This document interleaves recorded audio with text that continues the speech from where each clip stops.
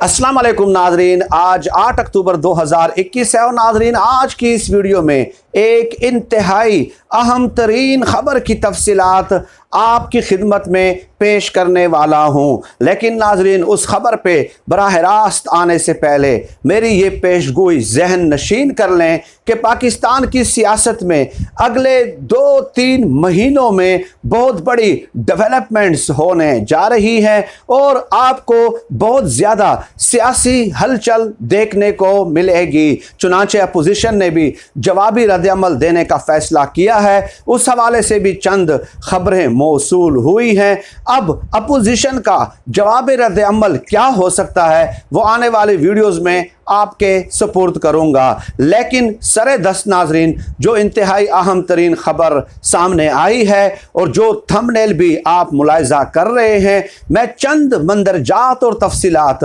आपकी खिदमत में पेश कर रहा हूं।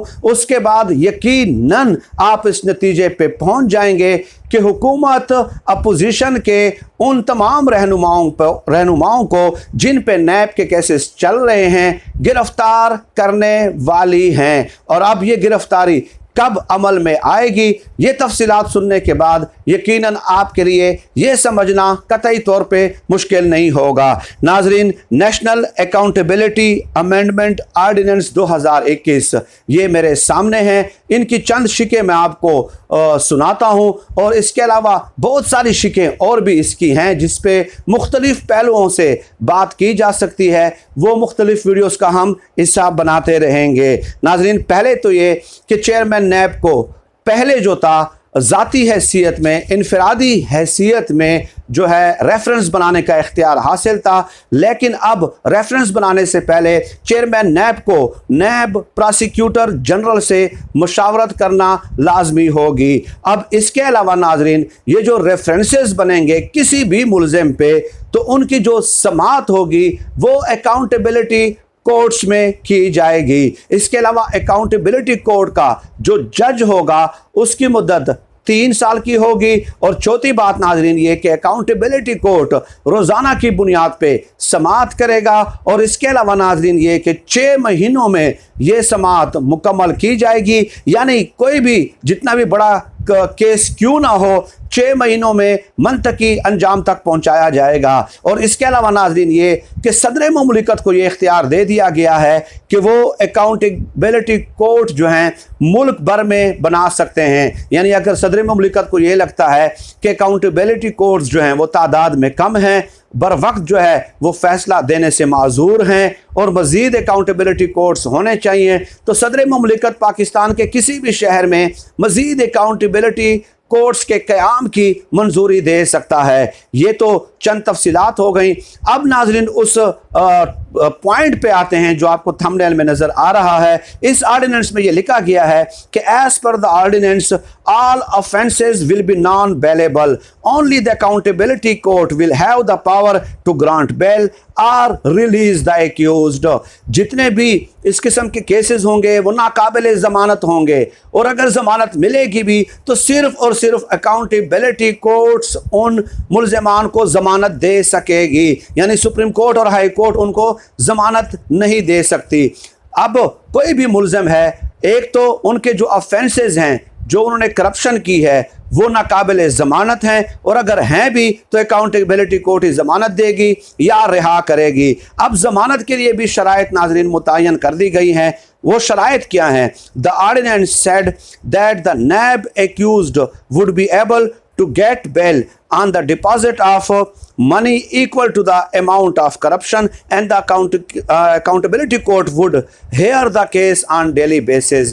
जमानत भी सिर्फ इसी शर्त पे मिलेगी जब वो एक्यूज्ड जो है, जो मुल्जिम है, वो तमाम लूटी गई रकम वापस करेगा। यानी अब ये नहीं होगा कि आप 50 रुपए के स्टाम्प पेपर पे किसी को ज़मानत दे दें, 5 लाख, 10 लाख, 15 लाख, 20 लाख रुपए के ज़मानती मुचलकों की बुनियाद पे आप किसी को ज़मानत दे दें। अब ये भी नहीं होगा।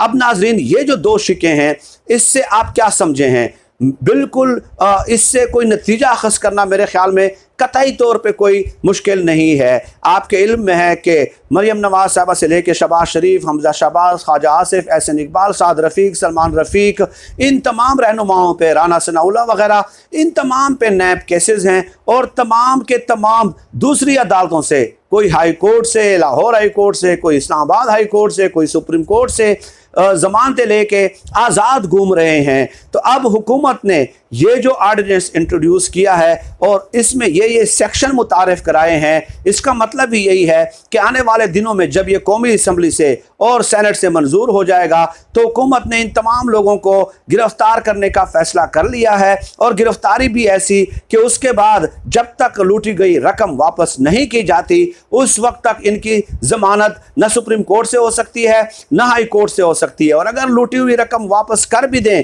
तब भी सुप्रीम कोर्ट और हाई कोर्ट जमानत नहीं दे सकती, बल्कि अकाउंटेबिलिटी कोर्ट ही जमानत देने की मुख्तियार होगी। ये चंद डेवलपमेंट्स थी। इसमें मेरा उसूल ये है नाजरीन कि मैं एक ख़बर है और उसकी तशरीह इंटरप्रिटेशन अपने इंडिविजुअल परसेप्शन के मुताबिक आपकी खिदमत में पेश करता हूँ। डेफिनेटली जो नून लीग के हिमायती हैं वो इसी नैब आर्डिनेंस में से कुछ ऐसी शिकें सामने लाते हैं और वो अपने इंडिविजुअल परसेप्शन के मुताबिक जो है उसकी तशरीह करते हैं, उसे इंटरप्रेट करते हैं। इसलिए मैंने ये पैराग्राफ उसी ड्राफ्ट में से जो मेरे सामने मौजूद हैं आपको पढ़कर सुनाए हैं कि क्या इससे मैंने नतीजा सही अखज़ किया है या नहीं। आप इससे इख्तिलाफ कर सकते हैं, आप इससे इत्तेफाक कर सकते हैं, बात दलील की बुनियाद पे होनी चाहिए। किसी को इंटेलेक्चुअली करप्ट करने की कोशिश नहीं करनी चाहिए कि मैं इन शिकों से ये मतलब लेता हूँ, आप इससे क्या मतलब लेते हैं, ताकि महज फेक प्रोपेगंडा ना हो। लेकिन बहरहाल हुकूमत ने एक खुली जंग का ऐलान कर दिया है। ये नैब अमेंडमेंट आर्डिनेंस 2021 ला के अब कौमी और सूबाई असम्बली का मुश्तरका इजलास बुला के इस आर्डिनेंस को मंजूर करने की कोशिश की जाएगी और उसके बाद फौरी तौर पे इस पे अमल दरामद किया जाएगा। और उसके बाद आप यकीनन देखें कि जिन लोगों के नाम थंबनेल पे आपको नज़र आ रहे हैं या जो नैब के एक्यूज्ड हैं, जिन पे सालों से केसेस चल रहे हैं, ज़ेर इल्तिवा हैं, उनकी गिरफ्तारी अमल में लाई जाएगी। अब नाज़रीन बहुत सारे लोग ये कहते हैं कि ये नैब आर्डिनेंस जो है ये सुप्रीम कोर्ट में चैलेंज हो जाएगा और इसको जो है ना नल एंड वाइड करार दे दिया जाएगा। तो इस आर्डिनेंस का मैंने बनज़र गैर मुताला किया है। दो शिकें उसमें ऐसी हैं, ज़रूर दो शिकें उसमें ऐसी हैं कि जिसकी वजह से ये आर्डिनेंस का कलअदम करार दे सकती है सुप्रीम कोर्ट, और वो दो शिकें ऐसी हैं जो बिल्कुल पर्सन स्पेसिफिक हैं, एक शख्स के लिए बनाई गई हैं। तो डेफिनेटली सुप्रीम कोर्ट के सैकड़ों फैसले ऐसे मौजूद हैं जो इस किस्म के आर्डिनेंस या कवानीन को कलादम करार दे देती है जो कि पर्सन स्पेसिफिक हो। इसके अलावा दो शिकों के अलावा मेरे ख्याल में इसमें ऐसी कोई बात नहीं है कि जिसकी वजह से सुप्रीम कोर्ट इसको कलादम करार दे सकती है। लेकिन बहरहाल अब देखते हैं हुकूमत की क्या हिकमत अमली होती है इस हवाले से, वो तो आने वाला वक्त ही बताएगा। और अपोजिशन ने ताहाल ये तय नहीं किया है। इंटरेस्टिंग बात यह है कि अपोजिशन मुनकसिम है, क्या या इसको सुप्रीम कोर्ट में चैलेंज किया जाए या पार्लियामेंट के फ्लोर पे ही मुकाबला किया जाए। तो अभी तक जो खबरें सामने आ रही हैं कि अपोजिशन ने सिर्फ पार्लियामेंट के फ्लोर पे ही कंटेस्ट करने का ऐलान किया है, जो कि यकीनन एक हैरान कुन और ताज्जुब खेज बात है कि अपोजिशन ने इस तरह का स्टांस लिया है। लेकिन खैर आगे क्या डेवलपमेंट होती है और क्या तफसीलात सामने आती हैं नाजरीन, उस हवाले से भी हम आपको अपडेट करते रहेंगे। फिल वक्त नाजरीन आज की इस वीडियो में इतना ही। पाकिस्तान जिंदाबाद। अल्लाह हाफिज़।